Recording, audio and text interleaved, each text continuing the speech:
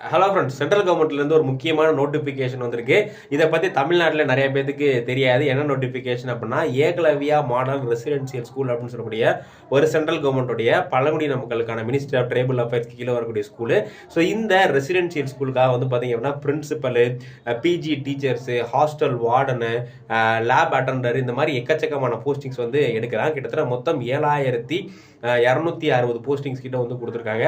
So இது எல்லாமே ரொம்ப ரொம்ப ஒரு ஹை பேயிங் ஜாப். இதோடைய சிலபஸ் வந்து பார்த்தீங்க அப்படின்னா நம்ம பேங்கிங் எக்ஸாமில் டிஎன்பிசியில் இருக்க மாதிரி மெயினாக வந்து ஆப்டிடியூடு, ரீசனிங், ஜென்ரல் அவேர்னஸ் இருக்குது. பட் ஒரு சில இதில் வந்து பார்த்தீங்க அப்படின்னா இப்போ நீங்கள் பிரின்சிபல் இல்லை டீச்சர்லாம் போகிறீங்க அப்படின்னா டீச்சர் சம்மந்தமான டாபிக் வந்து கொடுத்துருப்பாங்க. ஸோ இதில் எல்லா எக்ஸாம்ஸ்லேயும் 3 ரவுண்டு ப்ரிலிம்ஸு, மெயின்ஸு, அதாவது டயர் 1 டயர் 2 இன்டர்வியூ இருக்குது. இதில் என்ன ஒரு பிரச்சனை அப்படின்னா இதில் 10 மார்க் வந்து ஹிந்தி இருக்கும். அதனால் ஹிந்தி தெரிஞ்சவங்க யாராவது இருந்தீங்க அப்படின்னா இந்த எக்ஸாமுக்கு தாராளமாக அப்ளை பண்ணலாம்.